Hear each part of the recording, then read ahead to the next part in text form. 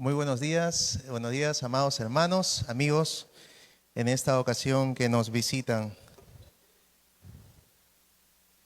El día de hoy se ha dado la oportunidad para poder enseñar la palabra del Señor. Bien, y como título tenemos lo que es la persistencia de amar, la persistencia de poder amar. ¿Sabes?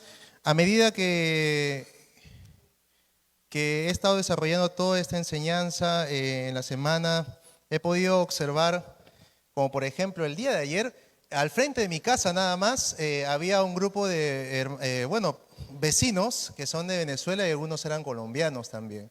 Y estaban escuchando vallenato. Y a mí al toque más se me para la oreja cuando es música, ¿no? Al toque yo estoy observando así, musicalmente escucho a lo lejos, ¿no? Y dentro de todo esto, cuando comencé a ver acerca de esta letra la cual cantaban, estaban hablando acerca del amor, estaban hablando acerca de un momento de traición, de que el hombre había sido traicionado, la mujer se había ido con otro, pero que el hombre en la canción le está diciendo yo te voy a amar a pesar de todo, te voy a seguir amando, unas cosas así medias extrañas. Y eso me hizo recordar acerca de eso del tema del amor, ¿no? Porque el amor en sí, también en la salsa, también se le conoce como dice que el amor es una cosa rara, dice por ahí. Y ahora, ¿por qué les digo esto? No es que escuche todo el tiempo, hermanos míos, ni nada por el estilo, no me dejo dominar por estas cosas. Pero lo que sí estoy comenzando a ver o olfatear es cómo el mundo ve lo que es el tema del amor. ¿Cómo ven el tema del amor? Es bien interesante el poder notar esto, ¿por qué? Porque en el mundo del amor es un tanto egoísta, ¿no? Mayormente uno dice en la relación o otro dice, no, para mí nada más, todo soy yo y yo. En algunos tipos de amor, por ejemplo, que hay, es intolerante, ¿no? No te tengo tolerancia a ti, pero tú tienes que tolerar mi tipo de amor porque, en fin, yo me voy a sentir mal si no me amas de esa manera. Te voy a dar el amor en medida porque no te conozco bien, entonces tengo miedo que me vayas a traicionar, entonces si te amo, no te amo. Y está así, el mundo está constantemente mostrando este tipo de amor, ¿no? Un amor inconstante, un amor a medida, un amor que es egoísta, lleno de pecado en sí. ¿Y por qué hago mención de esto? Es porque el día de hoy justamente vamos a hablar acerca del amor. Vamos a hablar del amor. Y este amor en el cual vamos a estar estudiando el día de hoy tiene que ver netamente con el amor, pero a la luz de la Escritura, de la palabra del Señor. ¿Qué nos muestra qué nos muestra la Biblia en cuanto a lo que es el amor en sí?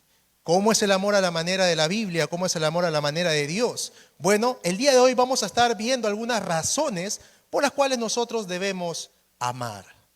Así que, hermanos míos, hoy día vamos a recordar vamos a tener que ser retados, desafiados algunos de nosotros en cuanto a este tema. Por ello, les invito por favor, ya habiendo orado nuestro hermano Luis, vamos a ir a la palabra del Señor, vamos a ir a Primera de Juan, en el capítulo 4.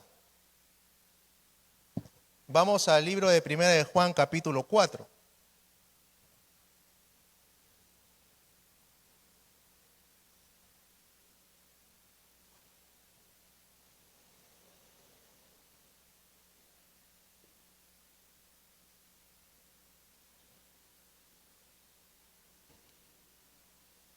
Primera de Juan, capítulo 4.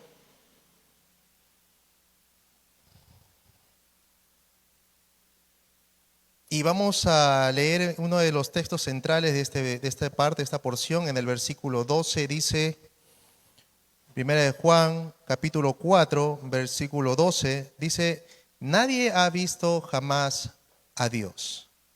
Si nos amamos unos a otros, Dios permanece en nosotros y su amor se ha perfeccionado en nosotros. Estas tres cosas es lo que el día de hoy nosotros vamos a estar desarrollando.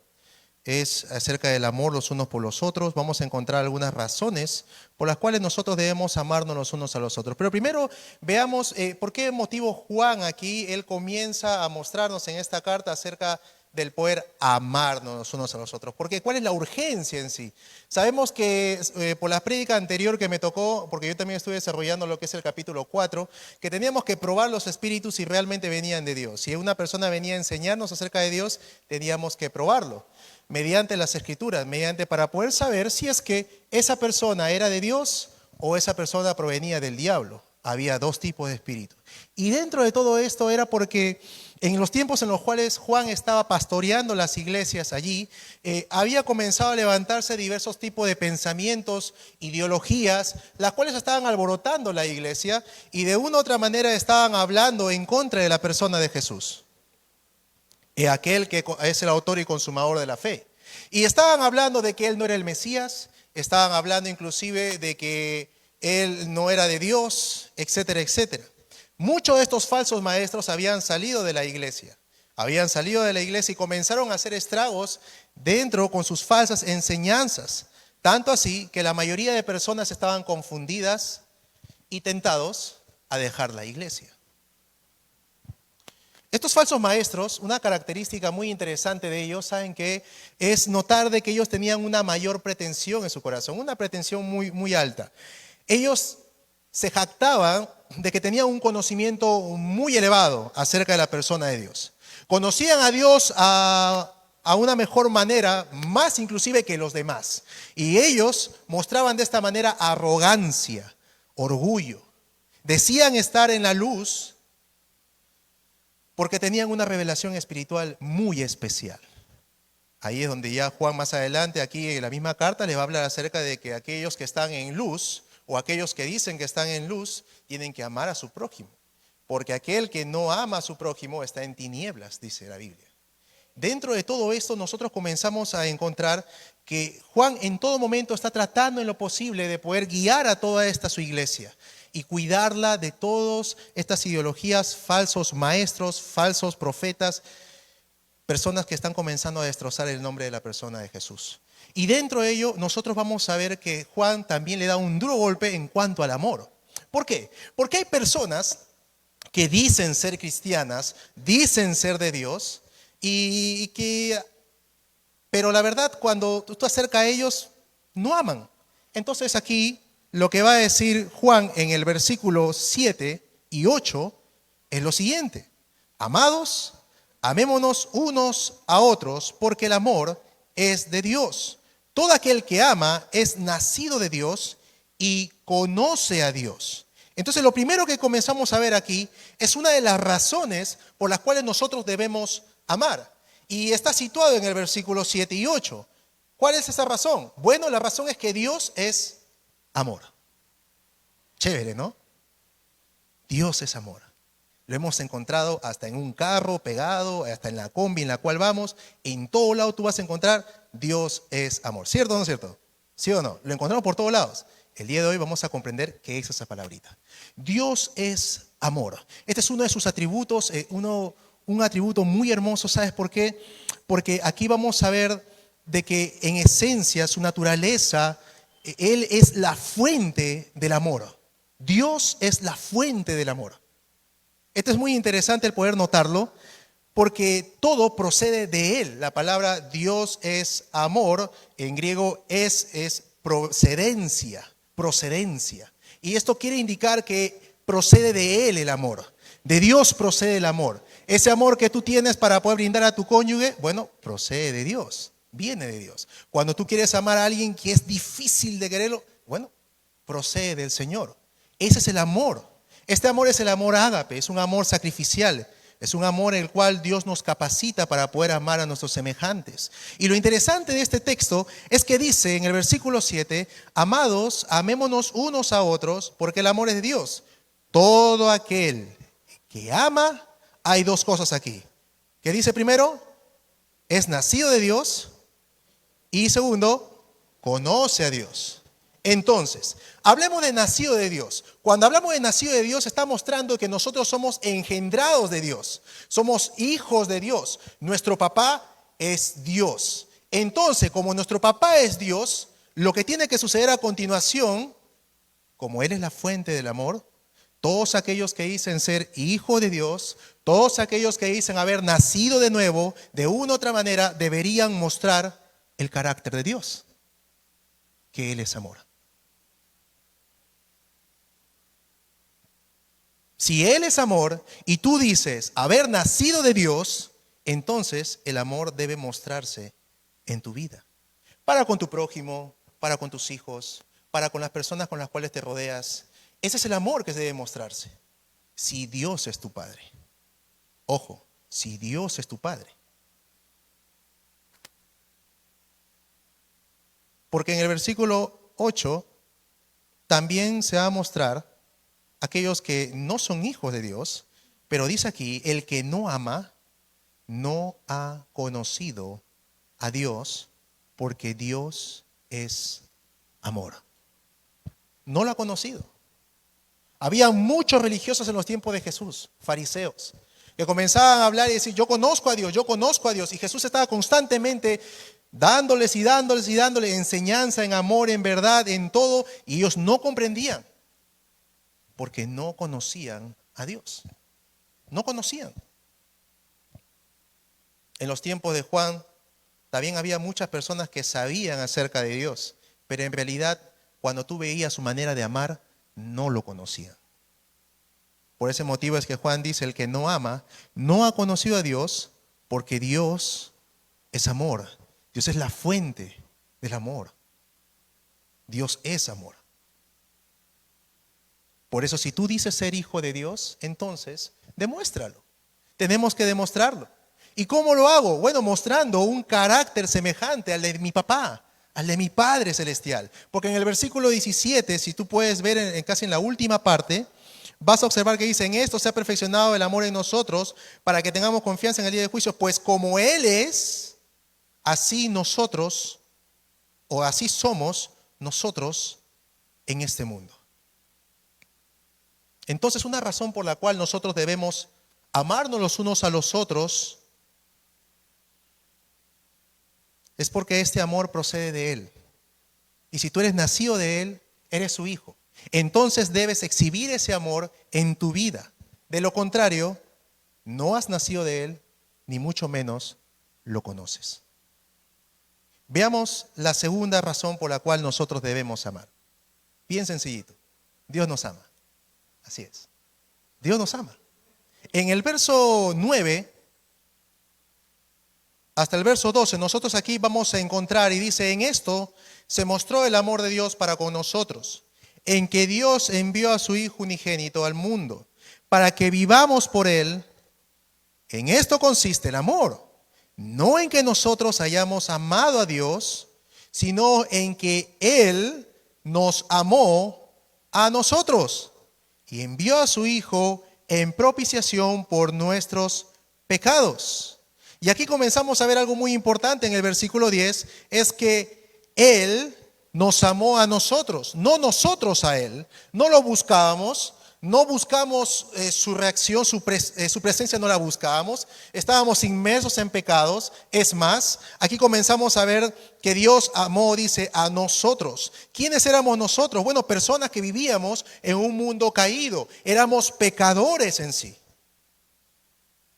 Sujetados por el pecado, esclavos del pecado. ¿Y qué hizo Dios? Bueno, según el versículo 10, dice que envió a su Hijo en propiciación por nuestros pecados. Dios envió a su Hijo para darnos vida por medio de Él. Y hubo un pago, una propiciación por nuestros pecados. Por ello Él nos amó primero. Él nos amó primero, sabiendo que estábamos muertos en nuestros delitos y pecados, sabiendo la condición de nuestra persona, nos hizo hijos, nos adoptó, nos amó. ¿Y cómo esto se manifestó? Bueno, vamos a ver ahí también en el mismo texto, en el versículo 9, la palabra mostró, dice, proviene de una palabra griega phanero, que quiere decir manifestar. Entonces ahí podríamos leer, en esto se manifestó el amor de Dios para con nosotros, en que Dios envió a su Hijo unigénito al mundo, para que vivamos por Él. La manera en la cual se manifestó este amor de parte de Dios con el cual nos ama, se manifestó a través de algo muy valioso en Él, su Hijo. Y Juan utiliza aquí la palabra unigénito. Es una palabra muy empleada por Juan aquí en sus cartas. Esta palabra unigénito quiere mostrar único en su género, único en su naturaleza. Y lo que menciona aquí es que Dios tomó a su Hijo amado, el único, y lo envió para que nosotros, sus enemigos, fuésemos hechos hijos adoptados por Él. Eso es gracia. Esa es pura gracia. El amor de Dios hacia nosotros, la humanidad caída, ese amor que fue previo a nuestro amor, se manifestó en el hecho de que Él envió lo más preciado, a su Hijo unigénito. Y lo interesante de esto es que lo envió para darnos vida y para pagar por nuestros pecados.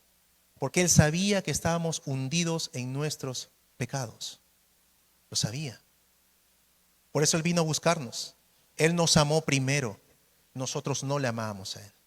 Nosotros nos escondemos cuando pecamos. Nos escondemos, no lo buscamos.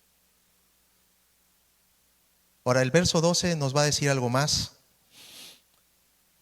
Dice, nadie ha visto jamás a Dios. Si nos amamos unos a otros, Dios permanece en nosotros y su amor se ha perfeccionado en nosotros. Lo interesante es que nadie ha visto jamás a Dios. Juan, ¿por qué coloca esto? Si nosotros conocemos a la persona de Jesús, lo que está tratando aquí de decir es que Dios es espíritu, Dios es invisible. Entonces, si Dios es espíritu y es invisible, nadie lo ha visto jamás. Pero lo interesante es, el amor de este Dios invisible se hace visible para el mundo por medio de nuestro amor. ¿Cómo las personas van a poder conocer a ese Dios? Bueno, es por la manera en cómo nosotros estamos amando en sí. Jesús decía muy claramente, en esto conocerán que sois mis discípulos, si se amasen los unos a los otros. El amor, la característica con la cual nosotros, los hijos de Dios, nos caracterizamos, valga la redundancia. Y dentro de todo esto nosotros observamos que si nos amamos los unos a los otros, no solo su amor se hará visible, sino también su amor se complementará, o se completará, será perfecto en nosotros. Es más, aquí hay una frase que nos hace comprender mejor esta idea. El Dios invisible se revela a través del amor visible de los creyentes. ¿Cómo tu vecino va a conocer a Dios? Bueno, te va a ver a ti. ¿Cómo amas? ¿Cómo tu familia, cómo tus hijos, van a llegar a los pies de Cristo? Bueno, van a ver cómo tú estás amando. No pueden ver a Dios, pero te pueden ver a ti. Por ello, ¿cómo practicamos esto? Bueno, en el versículo 11 nos va a decir cómo practicamos. Amados, si Dios nos ha amado así, debemos también nosotros amarnos unos a otros. Si hemos visto cómo Dios nos ha amado enviando a su único Hijo, si hemos visto que nos ha amado a pesar de la condición en la cual estábamos como pecadores, bueno, si Dios nos ha amado así, debemos también nosotros amarnos unos a otros. Y esta es una segunda razón. La primera razón, hemos visto que Dios es amor, que nosotros somos hijos de Él y por lo tanto debemos mostrar al mundo que somos hijos de Él, mostrando el carácter que es el amor. Lo segundo que estamos viendo aquí es que Dios nos ha amado, nos ama. Entonces, ¿cómo nos ha amado? Enviando a su Hijo Jesucristo a salvarnos. Y lo tercero que vamos a ver, la tercera razón por la cual debemos amar, es que Dios permanece en nosotros. Es que Dios permanece en nosotros.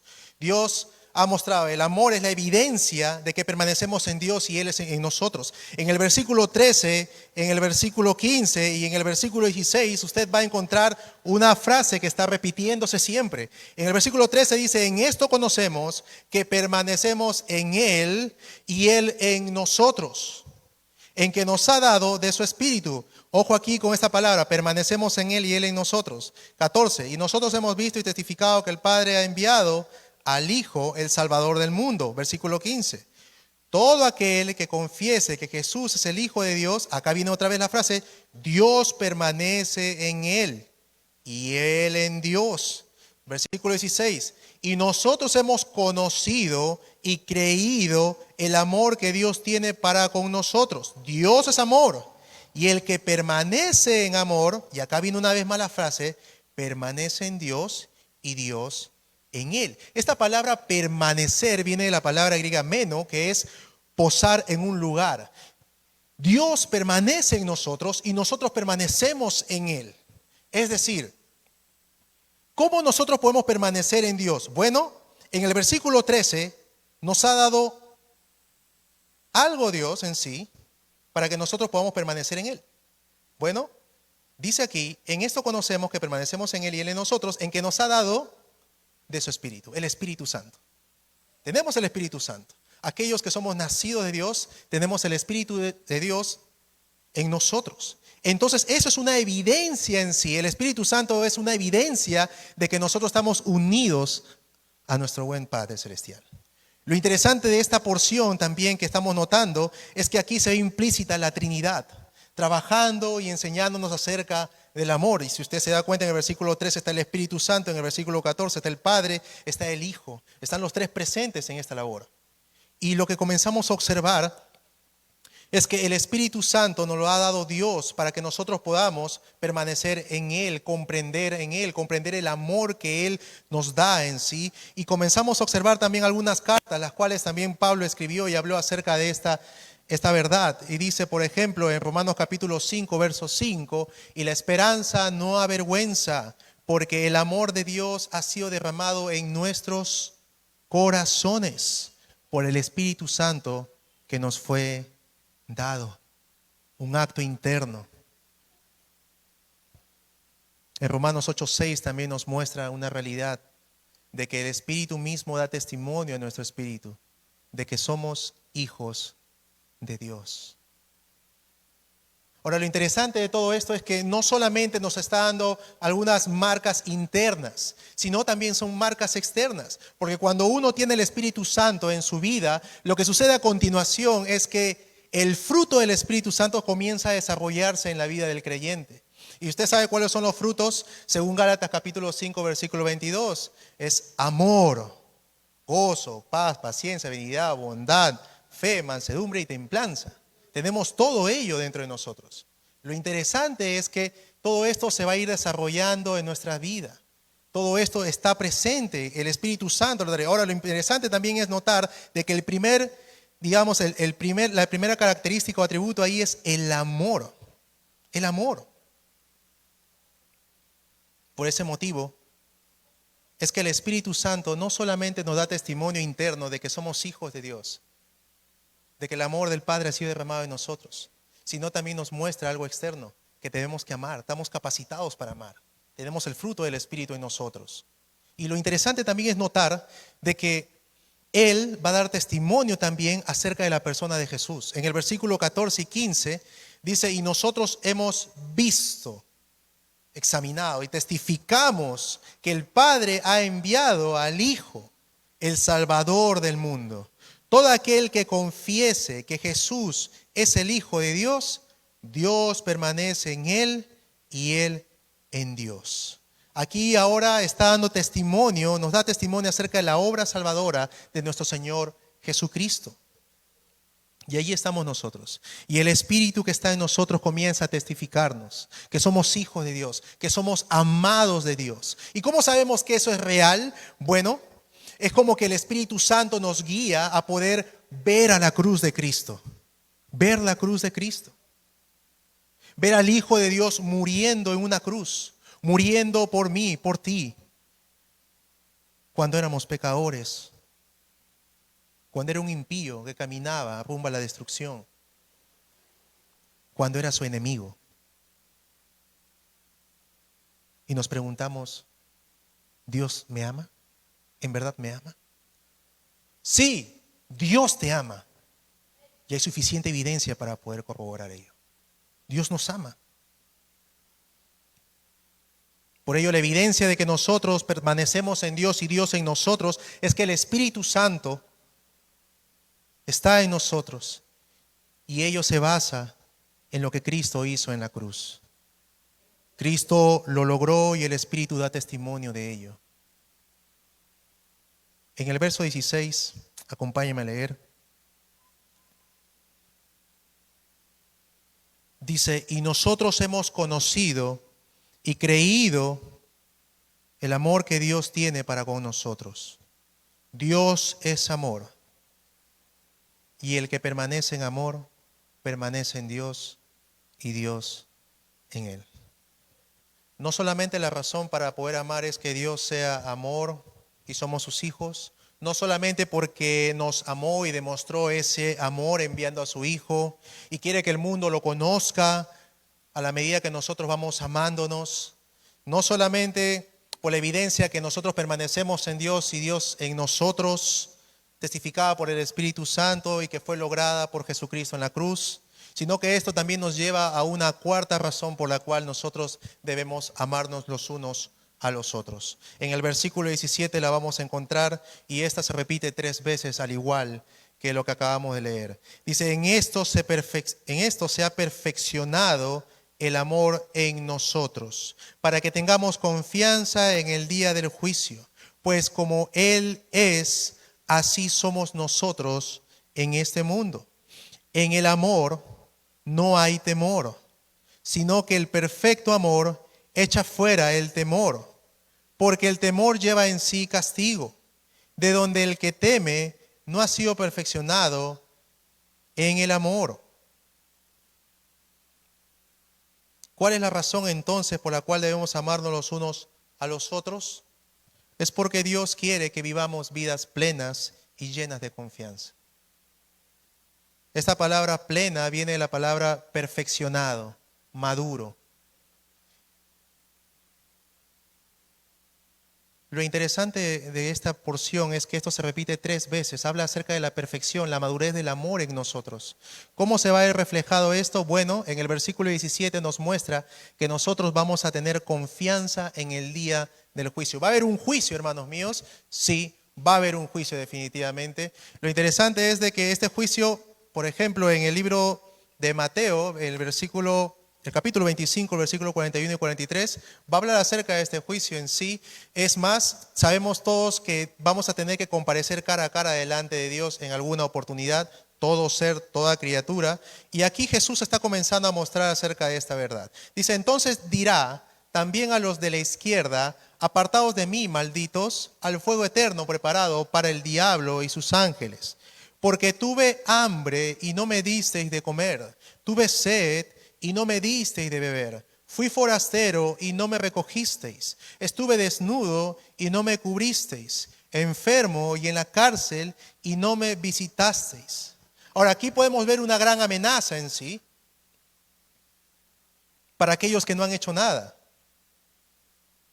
Porque justamente aquí está hablando que algunas personas que no hicieron algo van a ir al fuego eterno preparado para el diablo, que es el infierno en sí. Y muchos al oír esta palabra van a comenzar a decir con temor, tengo algo que hacer, tengo que hacer algo para solucionar esto. Entonces comienzan a hacer algunas cosas y esas son las buenas obras. Pero según Juan, lo que está haciendo esta persona en las buenas obras no es agradable ante los ojos de Dios porque le falta la motivación correcta. Hay 2 tipos de motivaciones aquí que comenzamos a observar. Uno es el amor y el otro es el temor. Lo interesante aquí es que las buenas obras pueden ser malas por defecto. Pueden terminar siendo malas. Porque si lo que te lleva a hacer buenas obras de amor no es el amor, sino el temor al castigo, entonces tu amor no es perfecto. Si lo traemos a una manera aquí, podríamos decir, yo hago esto porque no quiero recibir un castigo. No, porque no quiero que me traten mal, porque no hago esto. Por ejemplo, si yo perdono a mi cónyuge y digo, bueno, voy a perdonar porque tengo que amar, entonces tengo que perdonarle, porque si no le perdono no me va a amar y no me gusta eso. No, eso no puede ser nuestra motivación. No puede ser una motivación. No puede ser la motivación el temor en sí. Esta motivación no es madura, no es perfecta, no es completa, no es perfeccionada en amor, como menciona aquí Juan. Es más, ante los ojos de Dios, no es perfecta porque le falta un ingrediente, y es el amor. Es el amor. Es más, Pablo estaba hablando en 1 Corintios capítulo 3 acerca de eso.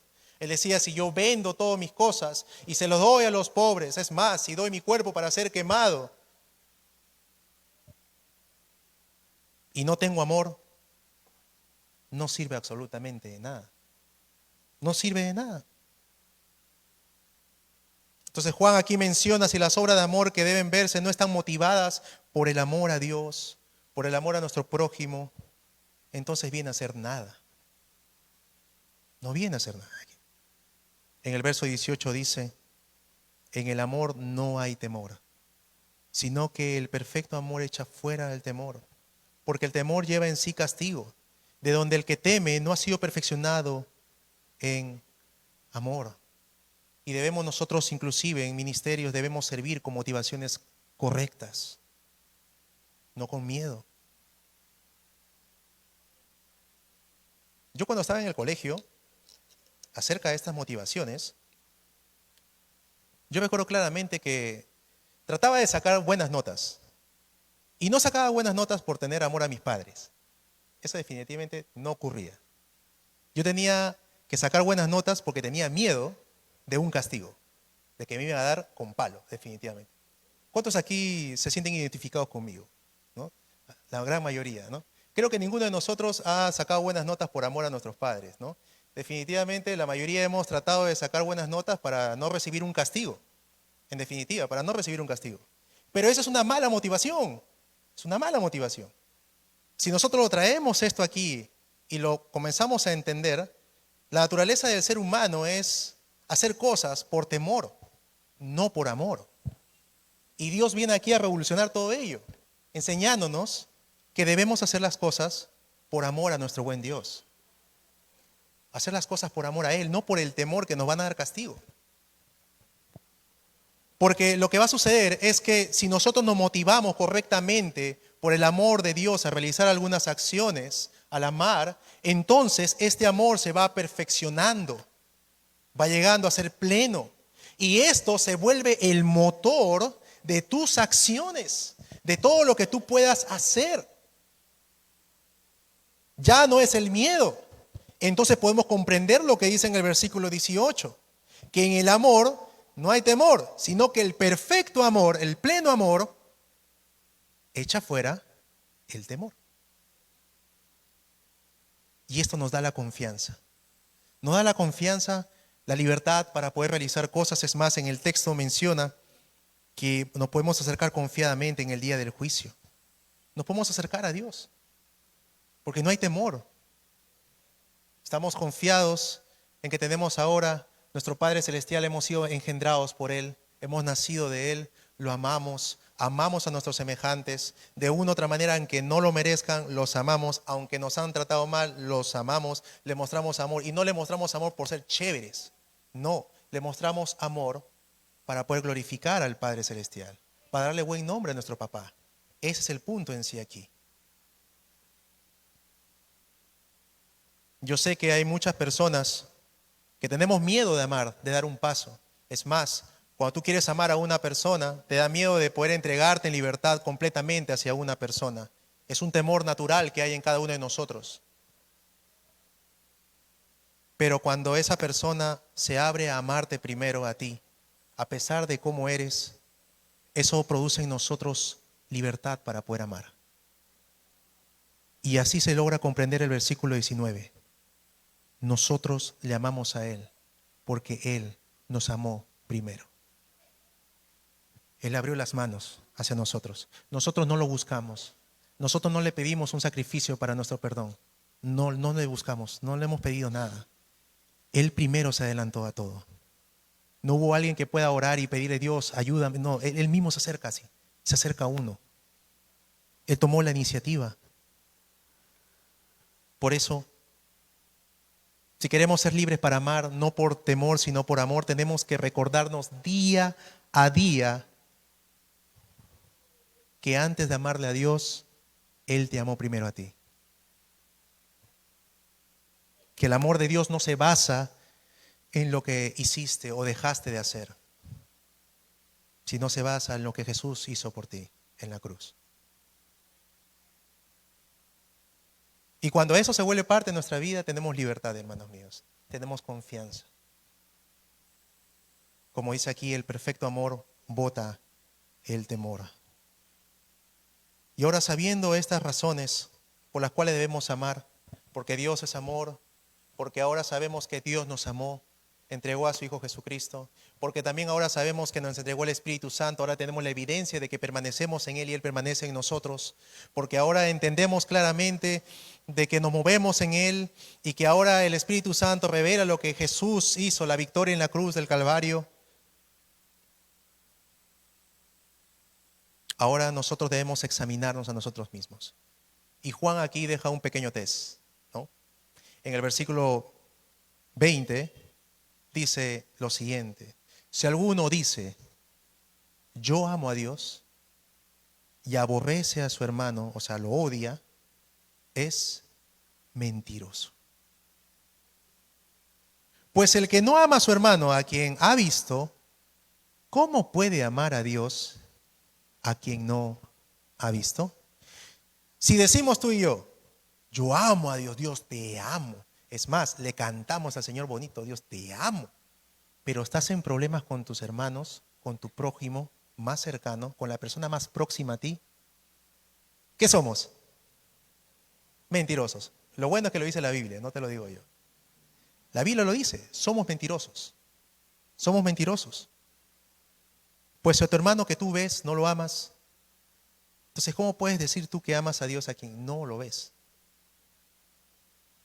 Por eso Juan termina aquí recordándonos el mandato de nuestro Señor Jesucristo en el versículo 21, y nosotros tenemos este mandato de Él: el que ama a Dios, ame también a su hermano. Entonces, para concluir, hermanos míos, Dios es amor. Y si tú has nacido de Él, debe verse este amor en tu vida. Dios te ha amado dando a su Hijo, y lo menos que podemos hacer es amar, dando nuestro tiempo, dando nuestra vida, sacrificándonos los unos por los otros, porque le muestras al mundo que estás unido a Cristo, que estás unido a Él, que permaneces tú en Él y Él en ti, y que el Espíritu Santo da testimonio de ello basado en la obra redentora de Cristo Jesús. Dios quiere que nosotros tengamos vidas maduras, plenas, movidas no por el temor, sino por el amor, con una vida llena de confianza en Él. Eso es todo. Entonces, hermanos míos, estamos siendo desafiados, tanto mi persona también, el de poder amar como Dios nos ha amado. Vamos a orar en este tiempo y agradecerle a Dios por su palabra.